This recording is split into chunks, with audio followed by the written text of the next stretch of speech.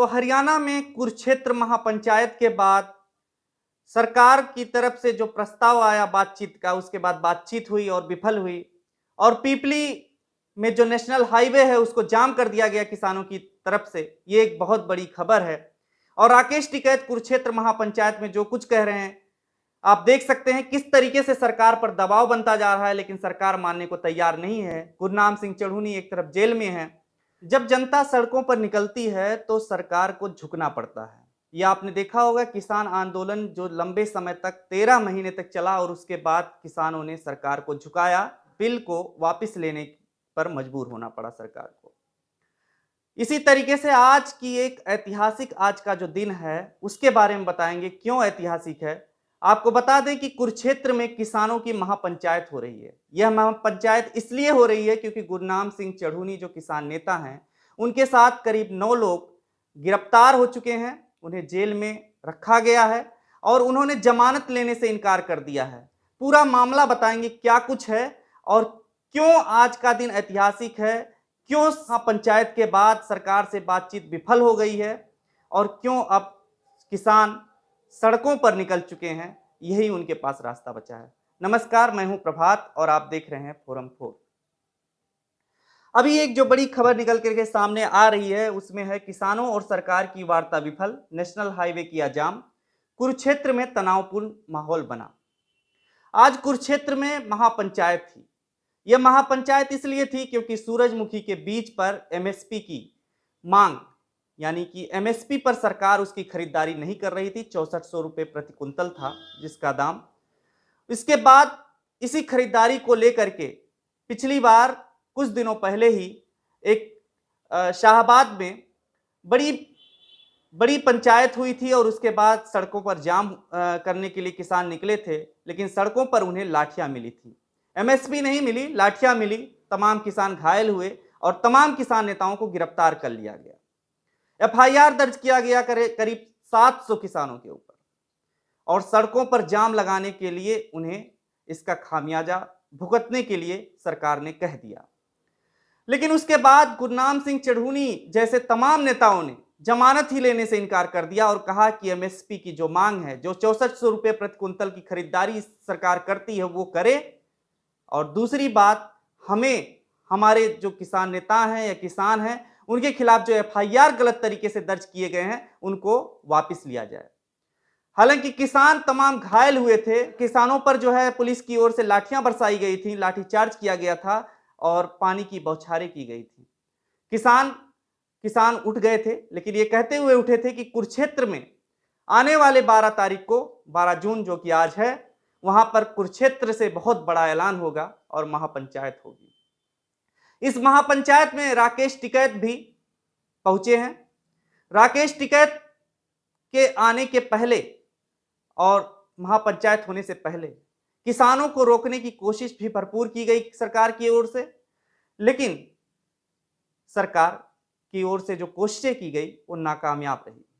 किसान मानने को मजबूर नहीं हुए और किसान सड़कों पर उतर गए। बड़ी संख्या में कुरुक्षेत्र में महापंचायत में पहुंचे किसान और उसके बाद ये ऐलान भी हो गया कि अब कोई बहुत बड़ा ऐलान होगा जो सरकार को दबा देगा, सरकार को झुका देगा।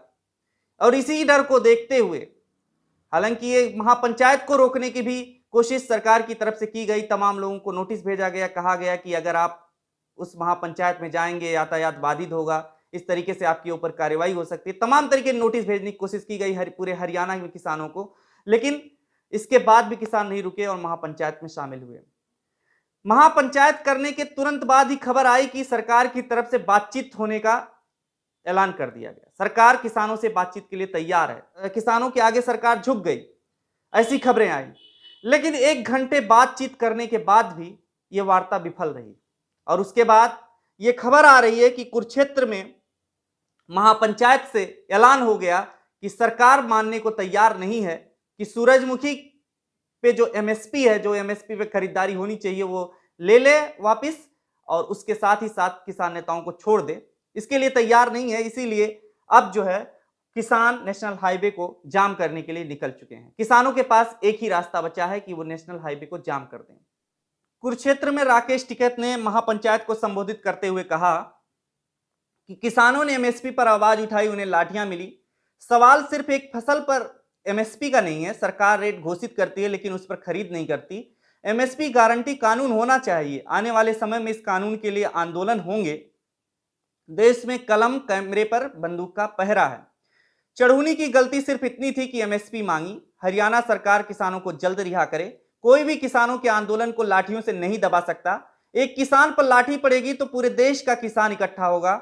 जो भी कमेटी यहां फैसला लेगी, संयुक्त किसान मोर्चा उनका साथ देगा।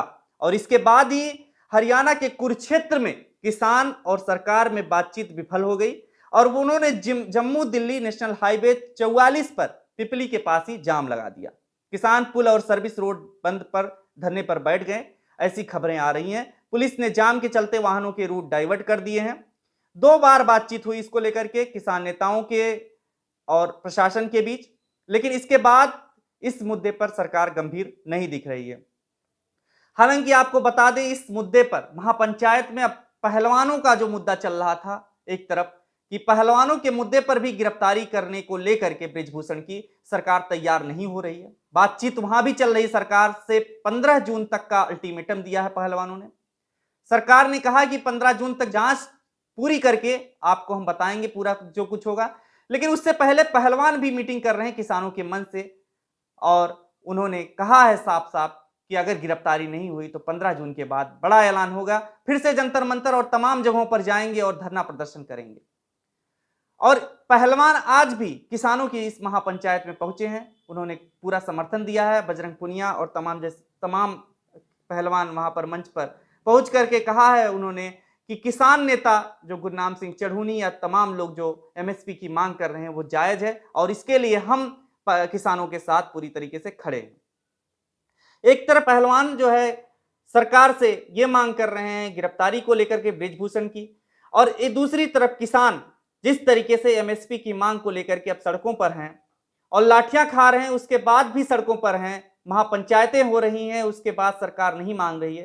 कि आप देख सकते हैं कि मनोहर लाल खट्टर ने सुबह सुबह ही एक 9:53 AM पर एक ट्वीट किया था जिसमें लिखा था, केंद्रीय कृषि मंत्री श्री नरेंद्र सिंह तोमर जी को जन्मदिन की बहुत बहुत शुभकामनाएं। किसानों के हित में नरेंद्र मोदी जी के नेतृत्व में आरंभ की गई ऐतिहासिक पीएम किसान योजना से करोड़ों किसानों को गांव-गांव तक लाभान्वित करने तथा अन्नदाता के हित में एमएसपी में वृद्धि, खाद्य सब्सिडी और अनेक कृषक हितैषी योजनाओं अभियानों को सफल बनाने में आपकी भूमिका अभिनंदनीय है।